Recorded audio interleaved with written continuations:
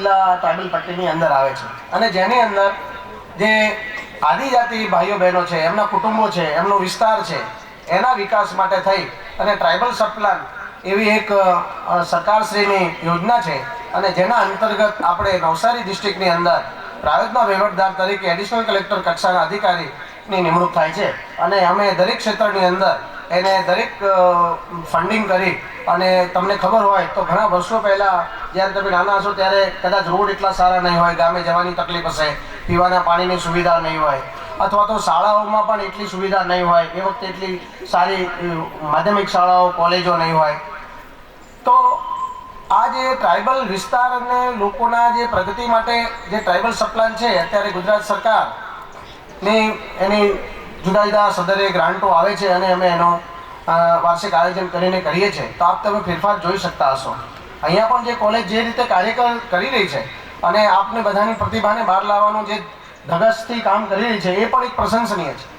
વધુમાં આપને જણાવતા મને આનંદ થાય છે કે જેમ અત્યારે વાણિજ્ય અને વિજ્ઞાન કોલેજ છે એમ આગામી સમયમાં પણ આપણે એક સાયન્સ કોલેજ પણ મંજૂર થઈ છે અને એ પણ હવે ટૂંક સમયમાં શરૂ થશે. પણ કઈ રીતે એને ક્યારે શરૂ થશે એ હજી સરકારશ્રીના આદેશો પછી થઈ શકશે. પણ આપણે આપણા માટે એક ઘણી મહત્ત્વની એક સિદ્ધિ ટ્રાઇબલ બેલ્ટમાં ગણી શકાય.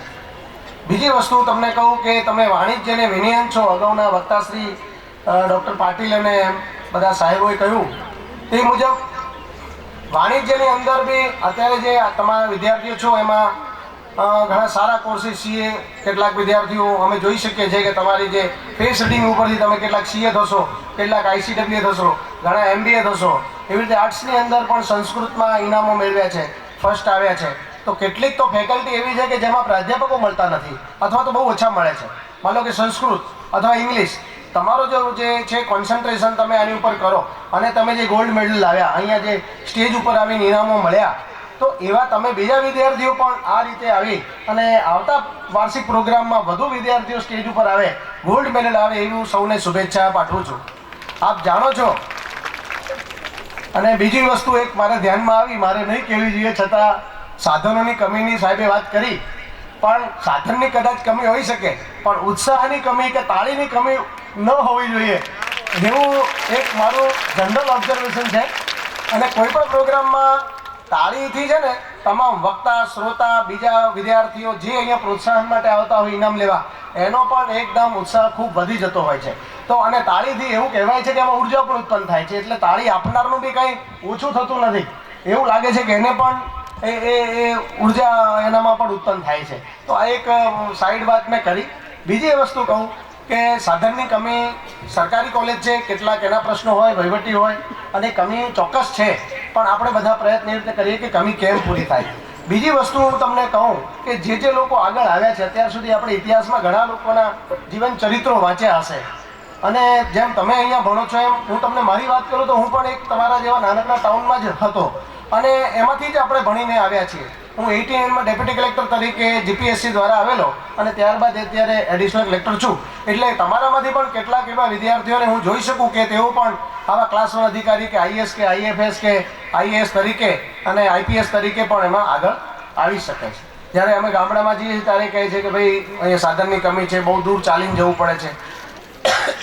પણ અમારો અનુભવ એવું કહે છે કે જે લોકો મુશ્કેલી વેઠીને ઓછા સાધનો સાથે અને સ્ટ્રીટ લાઇટના અજવાળામાં જે લોકો ભણીને આગળ આવ્યા છે એ લોકો તો ખરેખર એટલા બધા આગળ આવ્યા છે કે વાત ના પૂછો. એક વિદ્યાર્થીની વાત કરું તો એમને એડમિશન નહોતું મળતું સ્કૂલની અંદર. મારી એક વાંચેલી વાત છે, સત્ય ઘટના છે, એના નામઠામ વગેરે મને એક્ઝેક્ટ યાદ નથી એટલે હું ઉલ્લેખ નથી કરતો. પણ એ જે સ્કૂલની અંદર એક ખાણિયા જે કહેવાય ને ખાણની અંદર કામ કરે એવી એક મજૂર વ્યક્તિ હતી.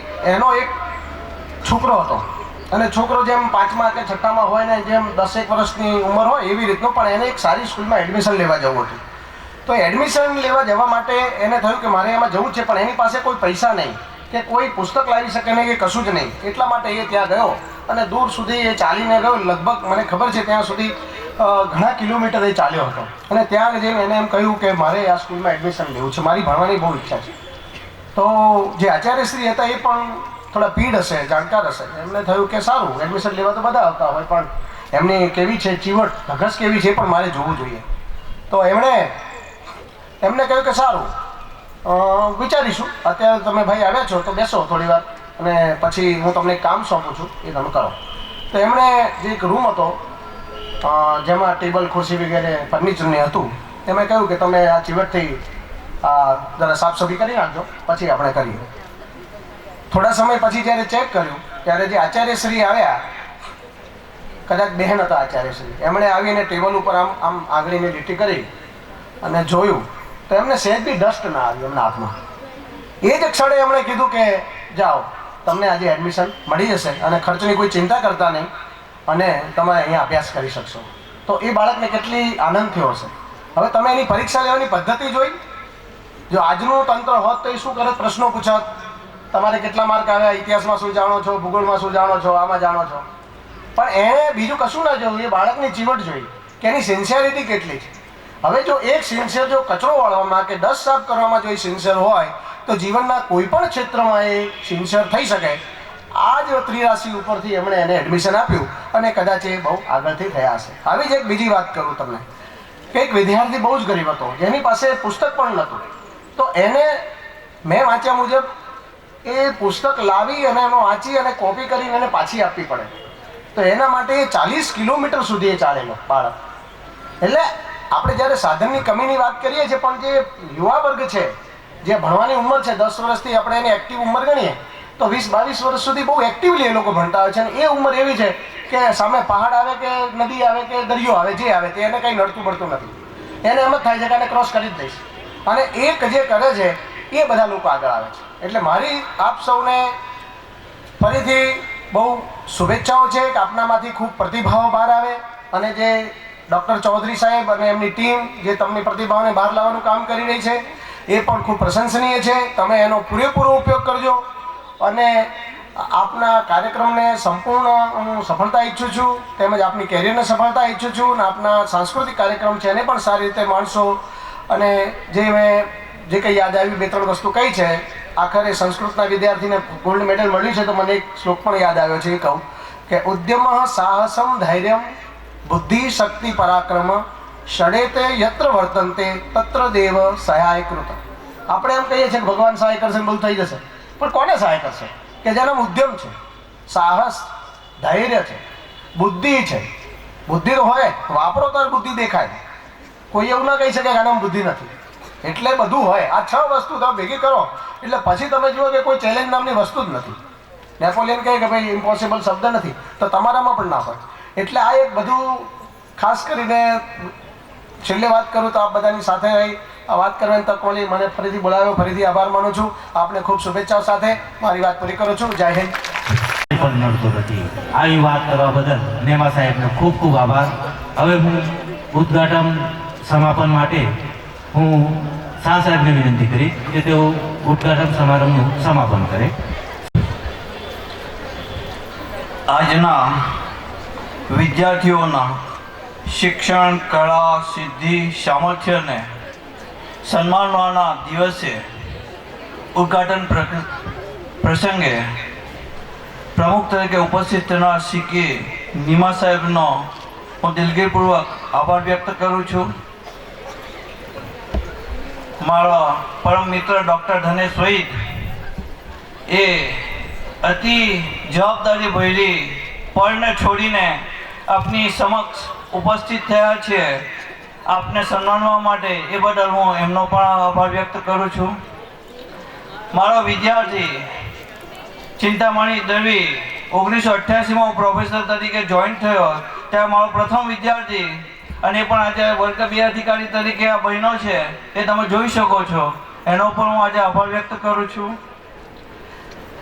આ સંસ્થા જેનો તમે ઉપયોગ કરો છો એને મેન્ટેન કરનાર એન્જિનિયર સાહેબ મનીષભાઈ, જેઓ હાજર નહીં રહી શક્યા, આવવા નીકળ્યા હતા એ અને વિરલભાઈ બંને, પરંતુ એમના સાહેબ આવ્યા, એમણે જવાનું થયું તાત્કાલિક. અને વિરલભાઈ આપની એક સમક્ષ ઉપસ્થિત છે, તેમનો પણ આભાર વ્યક્ત કરું છું. પાટીલ સાહેબ જે આપણી નવોદય વિદ્યાલયના છે, એમનો પણ આભાર વ્યક્ત કરું છું. તેમજ મારા સાથી અધ્યાપક મિત્રો સર્વનો આભાર વ્યક્ત કરું છું.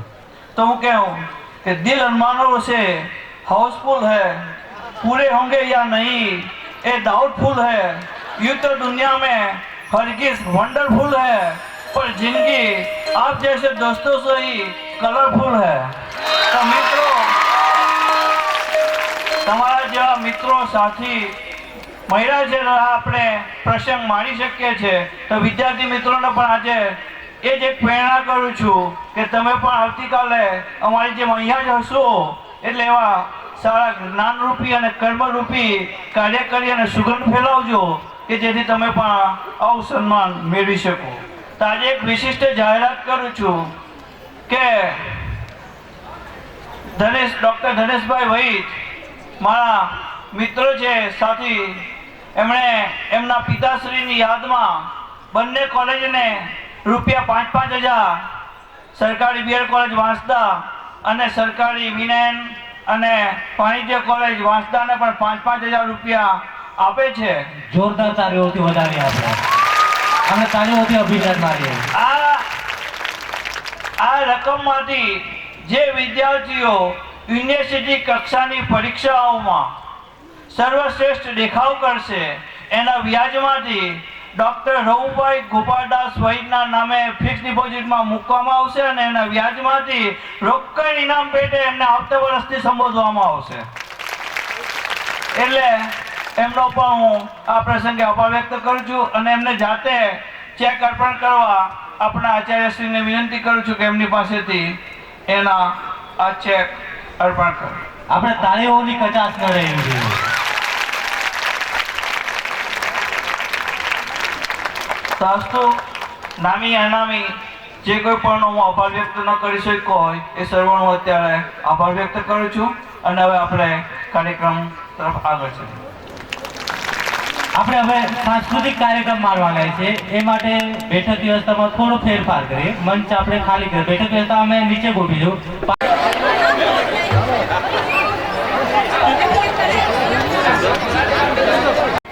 જેના માટે કહેવું પડે કે કોળી ઉઠ્યો કેવડ્યો ને મોહરી ઉઠ્યું મારું મન, આજ મારે આંગણે આવ્યું છે મોં માગ્યું જન। એવા મોં માગ્યું જન એ હોવા છતાં પણ આપણા સમારંભમાં પણ તેઓ હાજર રહ્યા છે, તો એમને પુષ્પગુચ્છથી સત્કારવા હું આચાર્ય સાહેબને વિનંતી કરીશ તેઓ છાયા સાહેબનું પુષ્પગુચ્છથી સત્કાર કરે।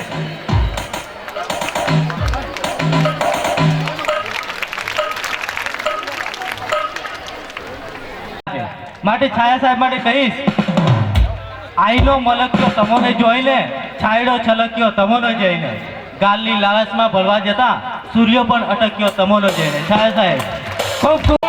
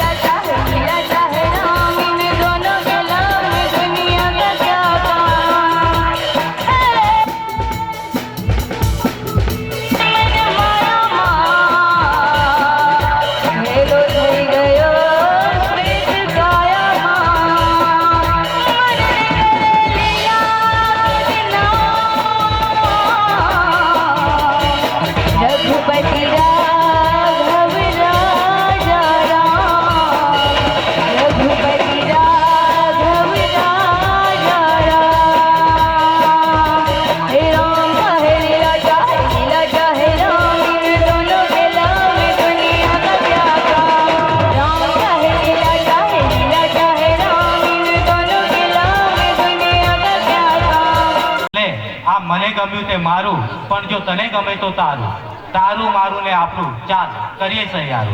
આવો સહિયારો સાંસ્કૃતિક કાર્યક્રમની શરૂઆત શિવ સ્તુતિથી કરીએ. શિવ સ્તુતિ માટે હું શિલ્પાને વિનંતી કરીશ કે શિવ સ્તુતિ નૃત્ય રજૂ કરે. શિલ્પા.